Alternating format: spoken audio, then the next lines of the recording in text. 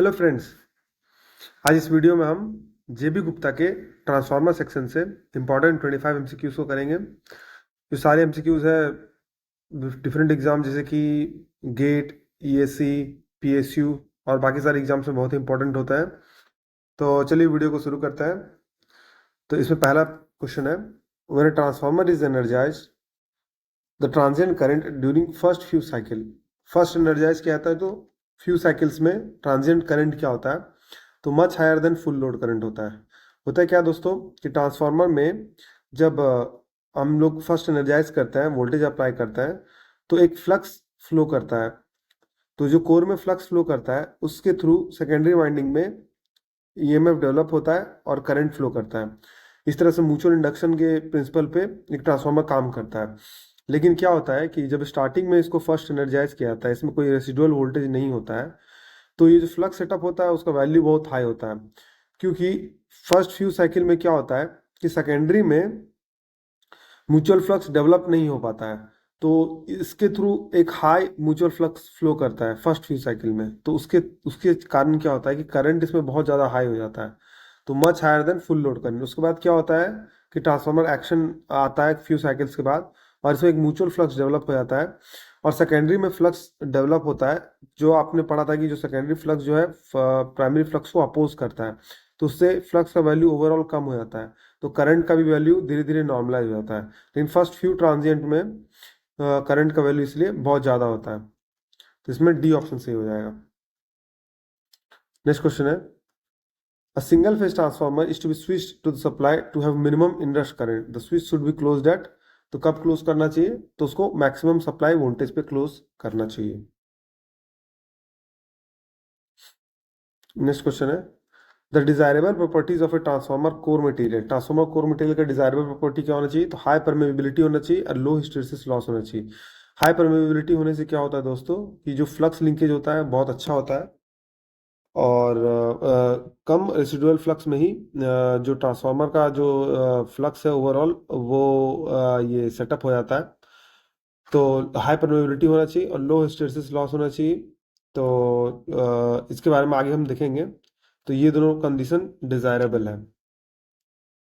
Next question है, the size of a transformer core depends upon. Transformer core का size किस पे depend करता है, ट्रांसफार्मर कोर का साइज जो डिपेंड करता है वो डिपेंड करता है फ्रीक्वेंसी और परमिसिबल फ्लक्स डेंसिटी पे, उस पर साइज डिपेंड करता है। दोस्तों बेसिक जो ईएमएफ इक्वेशन होता है ट्रांसफार्मर का वो मैं आपको बताता हूँ। Is equal to 4.44 into number of turns into frequency into maximum flux, तो मैक्सिमम फ्लक्स 5m। अगर इस मैक्सिमम फ्लक्स को हम लोग लिखें तो इसको हम लोग ऐसे भी लिख सकते हैं, maximum flux density bm into area. अब ये देखिए आप इसमें कि तब एरिया, अगर ईएमएफ को कांस्टेंट हम सपोज करें, नंबर ऑफ टर्न्स कांस्टेंट है, तो ये जो एरिया है, एरिया वो इन्वर्सली प्रोपोर्शनल होगा bm के, और इन्वर्सली प्रोपोर्शनल होगा फ्रीक्वेंसी की। यानी कि ये किस पे डिपेंड करेगा, size of the core, flux density bm पे, और maximum permissible flux density bm और फ्रीक्वेंसी पे। तो जैसे हम लोग फ्रीक्वेंसी को बढ़ाएंगे वैसे एरिया कम हो जाएगा, साइज ऑफ द कोर कम हो जाएगा, और bm को भी बढ़ाएंगे तो साइज ऑफ द कोर कम हो जाएगा। तो इसका मतलब है कि इसमें डी ऑप्शन सही हो जाएगा, A and B. Next question है, an iron core transformer is working at a maximum flux density of 0.8 Weber per meter square. If the core is replaced by silicon steel core working at a maximum flux density of 1.2 Weber per meter square, यानी कि maximum flux density बढ़ गया है। If the total flux is to remain the same, total flux same हो रहा है, तो reduction in volume expressed as a percentage of the original volume, frequency and voltage per turn are same in the both cases। तो हमने देखा दोस्तों previous questions में भी कि अगर bm का जो वैल्यू है वो बढ़ता है तो साइज ऑफ द कोर क्या होगा, घट जाएगा। इसका मतलब है क्या कि हमें साइज ऑफ द कोर घट जाएगा, वॉल्यूम हो जाएगा घट जाएगा, तो उसी के प्रोपोर्शन में घटेगा। तो हम देखते हैं कि ये 0.8 mm से 1.2 हो गया है, तो उसका जो रेशियो है वो क्या हो जाएगा, 0.8 डिवाइडेड बाई 1.2। इसका मतलब है क्या कि अगर इन दोनों को हम कैलकुलेट करें तो 8 डिवाइडेड बाई 12 यानी कि 2 डिवाइडेड बाई 3, यानी कि 66% अब वॉल्यूम हो जाएगा कोर का। पहले अगर 100 था तो अब 66% हो जाएगा।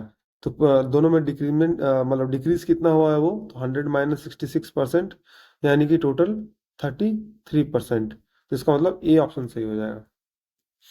नेक्स्ट क्वेश्चन है, ferrite cores are employed in high frequency transformer due to their. Ferrite core को क्यों एम्प्लॉय किया जाता है, तो उसके हाई रेजिस्टेंस प्रॉपर्टी के लिए। What is the core loss in high frequency ferrite core loss used in SMPS power supply, यानी स्विच मोड पावर सप्लाई में कोर लॉस क्या होगा, कि उसे किस फ्रैक्शन में होगा, रेटेड पावर के किस फ्रैक्शन में होगा। तो इसका सही आंसर है 1% of the rated power. Obviously है कि कोर लॉस बहुत ज़्यादा नहीं हो सकता है, तो इसका मतलब है कि एसएमपीएस पावर में 1% ऑफ द रेटेड पावर होता है। नेक्स्ट क्वेश्चन है, the cores of large power transformers are made from which of the following. Large power transformer का कोर्स किससे किससे बनता है, तो हमें बताया कि ये cold rolled grain oriented steel से बनता है, यानी 158 का सी हो जाएगा। नेक्स्ट क्वेश्चन है, grain oriented laminated steel sheet in a transformer reduces, क्या रिड्यूस करता है, तो ग्रेन ओरिएंटेड क्या रिड्यूस करता है, तो हिस्टैरिसीस लॉस को रिड्यूस करता है। लैमिनेशन से हम लोग को एडी करंट लॉस रिड्यूस होता है, लेकिन ग्रेन ओरिएंटेड से यूज करने से हिस्टैरिसीस लॉस वो कम होता है। बेसिकली एक हिस्टैरिसीस कर्व के बारे में हम एक क्वेश्चन में आगे पढ़ेंगे, इस तरह का कर्व होता है, और वो हिस्टैरिसीस लॉस क्या होता है उसके बारे में देखेंगे। नेक्स्ट क्वेश्चन है, the permissible flux density in cold roll grain oriented steel. Permissible flux density क्या होता है दोस्तों, तो वो होता है आपका 1.8 Tesla. If the iron core of a transformer is replaced by air core, then hysteresis loss in a transformer will। अब आयरन कोर को अगर हम लोग एयर कोर से रिप्लेस करें तो हिस्टैरिसीस लॉस क्या होता है, तो हिस्टैरिसीस लॉस 0 हो जाता है।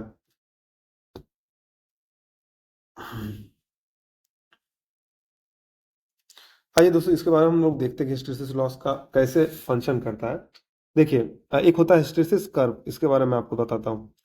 हिस्टैरिसीस कर्व जो होता है वो कर्व होता है बी और एच के बीच में, यानी कि अगर किसी मैग्नेटिक मटेरियल में अगर हम लोगों ने फ्लक्स इंटेंसिटी अप्लाई किया है एच, तो उस पे जो मैक्सिमम फ्लक्स उस पे जो फ्लक्स डेंसिटी डेवलप होता है उसके बीच का रिलेशनशिप होता है ये बी एच कर्व, यानी हिस्टैरिसीस कर्व बोलते हैं। वो कैसे होता है दोस्तों, देखिए इसमें हम लोग डिफरेंट डिफरेंट पॉइंट्स मार्क करते हैं अंडरस्टैंडिंग के लिए। सपोज ये ओरिजिन में ओ है, एक पाथवे आपका ए पाथवे है, ये पॉइंट है बी, ये पॉइंट है वाई, सपोज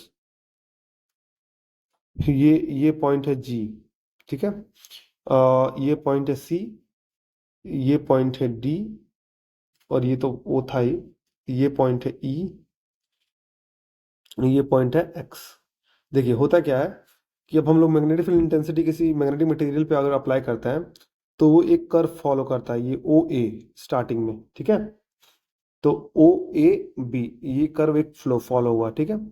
उसके बाद क्या होता है, अगर हम लोग एच को बी पॉइंट के बियॉन्ड भी बढ़ाते हैं तो बी इंक्रीज नहीं होगा, यानी सैचुरेशन का पॉइंट आ जाता है कि हम लोग एच को बढ़ा रहे हैं तो भी बी इंक्रीज नहीं हो रहा है।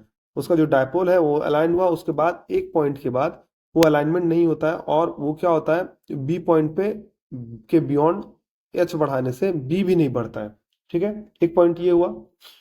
अब क्या होता है कि बी पॉइंट से अगर हम लोगों ने एच को घटाना शुरू किया है, यानी डिक्रीज करना शुरू किया है, तो वो ये पाथ फॉलो नहीं करेगा, वो ये पाथ फॉलो करेगा, सी पाथ फॉलो करेगा।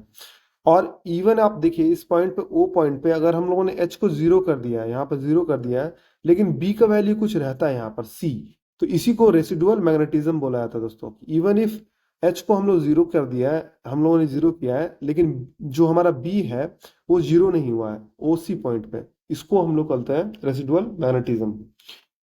तो अब क्या होता है कि अब अगर हम लोग एच को डिक्रीज करना शुरू करते हैं, यानी इस डायरेक्शन में फ्लो करना शुरू करते हैं, तो बी भी डिक्रीज होने लगता है और वो डी पॉइंट पे आके जीरो होता है।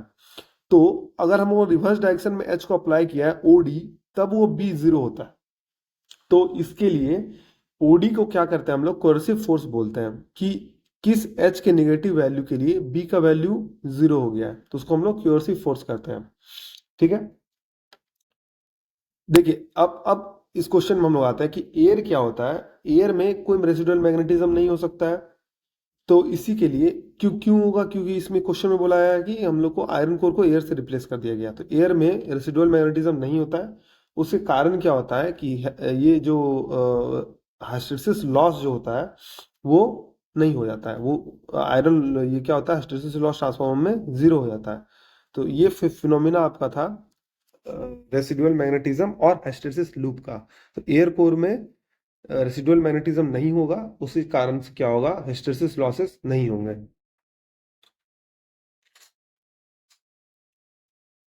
नेक्स्ट क्वेश्चन है, विच of the following will improve the mutual coupling between primary and secondary circuits. Mutual coupling को कौन सा चीज इसमें से इफेक्ट करेगा, तो लो रिलक्टेंस मैग्नेटिक कोर। लो रिलक्टेंस मैग्नेटिक कोर होने से क्या होगा, म्यूचुअल कपलिंग प्राइमरी और सेकेंडरी सर्किट के बीच में बहुत अच्छा होगा। देखिए दोस्तों, जो म्यूचुअल रिलक्टेंस होता है, वो जो म्यूचुअल कपलिंग होता है वो डिपेंड करता है कि उन दोनों के बीच में कितना फ्लक्स डेवलप हुआ है आपस में। अब देखिए, फॉर फ्लक्स का जो इक्वेशन होता है वो होता है MMF divided by reluctance. Reluctance को हम लोग एस से लिखते हैं या फिर हम लोग इस तरह से लिखते हैं, दोनों को लिख सकते हैं, ठीक है।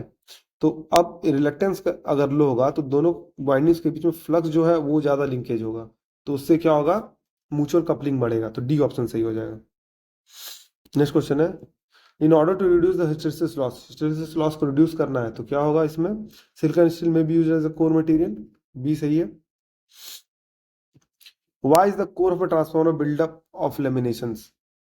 लेमिनेशन से क्यों बिल्डअप होता है, तो reduce D current loss, D current loss को उसमें रिड्यूस करना होता है इसके लिए।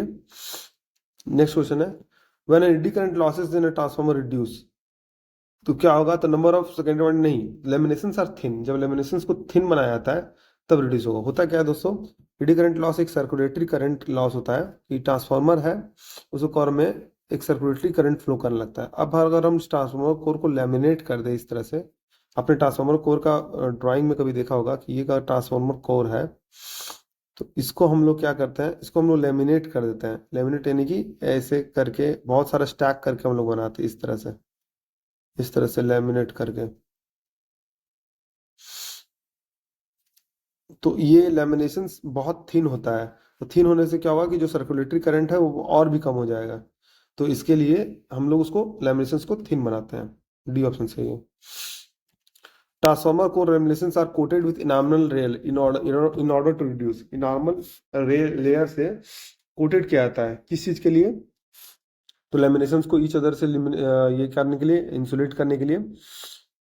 इनामल लेयर जो होता है दोस्तों एक गम की तरह होता है, उसको हम लोग कोट करते हैं, तो वो इंसुलेट करता है लेमिनेशंस को एक दूसरे से। नेक्स्ट क्वेश्चन है, the ideal core should exhibit very high permeability in case of transformer and inductor core due to magnetic saturation caused by DC imbalance condition that can be minimized by, तो कैसे minimise हो जाता है, वो minimize होगा low permeability core only. Next question है, eddy current losses in transformer cores can be reduced by use of, eddy current losses कैसे कर सकते हैं हम लोग कम, तो लैमिनेटेड कोर्स का यूज कर सकते हैं। तो दो ऑप्शन तो इसमें करेक्ट होगा।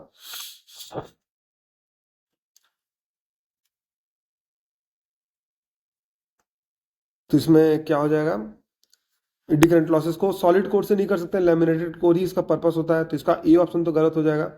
लैमिनेटेड कोर ही होगा इसका आंसर, और फेराइट्स का यूज करके हम लोग एडी करंट लॉसेस को रिड्यूस कर सकते हैं। तो पहले तो आप लोग इजीली इलिमिनेट कर सकते हैं, आप देख सकते हैं कि उसका पर्पस ही लैमिनेटेड कोर का होता है एडी करंट लॉसेस रिड्यूस करने से, तो सॉलिड कोर का तो कोई क्वेश्चन ही नहीं होता। तो वन को आप एलिमिनेट कीजिएगा तो 2 and 3 ऑब्वियसली आंसर आ जाएगा। नेक्स्ट क्वेश्चन है, the yoke section of a transformer implying a hot rolled lamination is made 15% more than that of core in order to, तो क्या होता है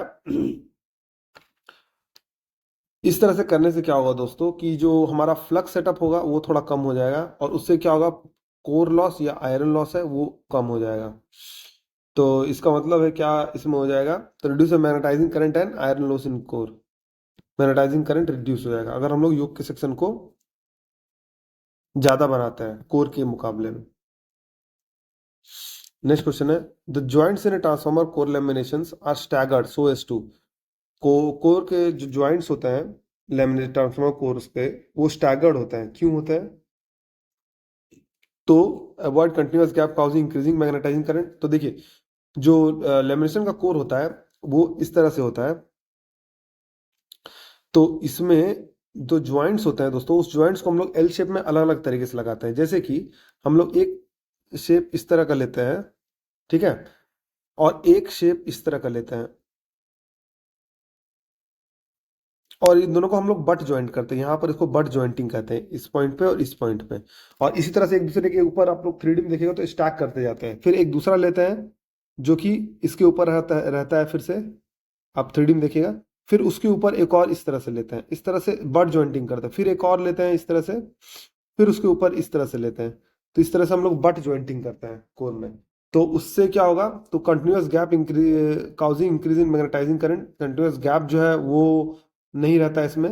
इंक्रीज द मैकेनिकल स्ट्रेंथ इसमें बहुत ज़्यादा होता है अगर हम लोग स्टैगर्ड में मैनर में करते हैं तो। Avoid undue humming noise, joint करने से हमिंग नॉइस कम हो जाता है।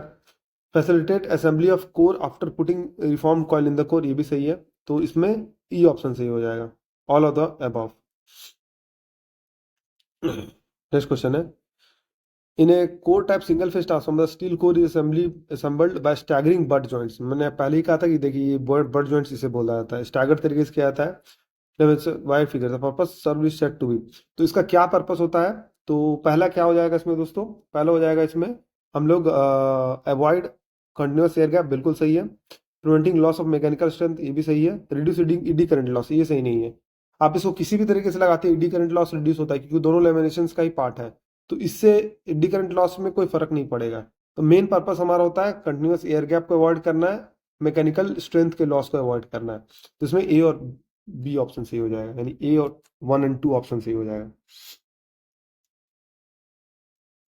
नेक्स्ट क्वेश्चन है, for CRGO mitred overlap is preferred for the core yoke joint as it is. Core yoke joint के लिए सीआरजीओ मिट्रेड ओवरलैप को प्रिफर किया जाता है, सीआरजीओ स्टील को cold roll grade oriented steel का ही यूज किया जाता है। तो उससे क्या हो जाता है दोस्तों, तो वो मैग्नेटाइजिंग करंट को रिड्यूस करता है और कोर लॉस को भी रिड्यूस होता है, ये उसका प्रॉपर्टी है सीआरजीओ स्टील का। तो होता क्या है दोस्तों, देखिए कोर लॉस कैसे रिड्यूस करता है, वो हिस्टेरेसिस लॉस को रिड्यूस करता है। तो हमने आपको बताया था मैग्नेटाइजिंग कर्व में ये जो रेसिडुअल मैग्नेटिज्म है इसका जो वैल्यू है उस वैल्यू को वो कम करता है। तो ये जो एरिया है, हिस्टेरेसिस लॉस होता है total area under this curve को। तो अगर आप सीआरजीओ स्टील को यूज कीजिएगा नॉर्मल मटेरियल के जगह पर, तो वो जो ये लेंथ है रेसिडुअल मैग्नेटिज्म में, जो ये लेंथ है इसको वो काफी रिड्यूस कर देता है। तो अब जो कर्व बनेगा वो उसके नियर बाय पे जाएगा ऐसे। आइडियल कंडीशन में ट्रांसफॉर्मर में वो कर्व ऐसे ही होना चाहिए, ऐसे ही होना चाहिए, लेकिन वो एक एरिया बनाता है, उस एरिया को रिड्यूस कर देता है सीआरजीओ स्टील। तो उससे हिस्टेरेसिस लॉसेस कम हो जाता है, तो पी कोर लॉसेस है वो और कम हो जाता है। तो मैग्नेटाइजिंग करंट को भी रिड्यूस करता है और कोर लॉसेस को भी रिड्यूस करता है।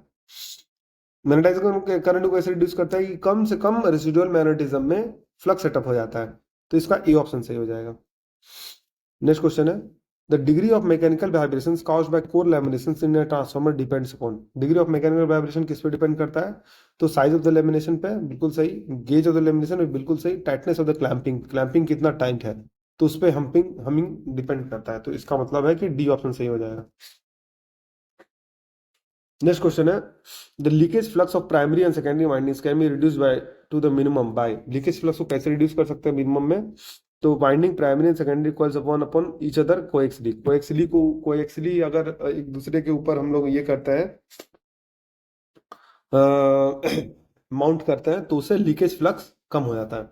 यानी कि जो प्राइमरी में जितना भी फ्लक्स सेटअप होता है वाइंडिंग के थ्रू, वो सेकेंडरी में भी जाके लिंकअप हो जाता है उससे, यानी कि बी ऑप्शन सही है। नेक्स्ट क्वेश्चन है, in transformer the primary and secondary are interlaced so that, interlace क्यों किया जाता है, तो वो किया जाता है देयर में भी maximum flux linkage between two winding, दो वाइंडिंग पे जो मैक्सिमम फ्लक्स लिंकेज होगा उसके लिए उसको इंटरलेस्ड किया जाता है। दोस्तों अगर आपको ये वीडियो पसंद आया तो वीडियो को लाइक कीजिए, चैनल को फॉलो कीजिए, सब्सक्राइब कीजिए और बेल नोटिफिकेशन को प्रेस कर दिए, ताकि इसी तरह के इंपॉर्टेंट अपडेट्स मैं आपके साथ लाता रहूं। आगे आने वीडियोस में हम लोग मशीन्स के और भी कंपोनेंट जैसे सिंक्रोनस मशीन, इंडक्शन मशीन, सारे के बारे में हम लोग डिटेल में क्वेश्चंस को देखेंगे और एक्सप्लेनेशंस के साथ देखेंगे। तो आपका लाइक मुझे बहुत मोटिवेट करता है। तो वीडियो में बने रहने के लिए धन्यवाद। मिलते हैं आपसे अगले वीडियो में।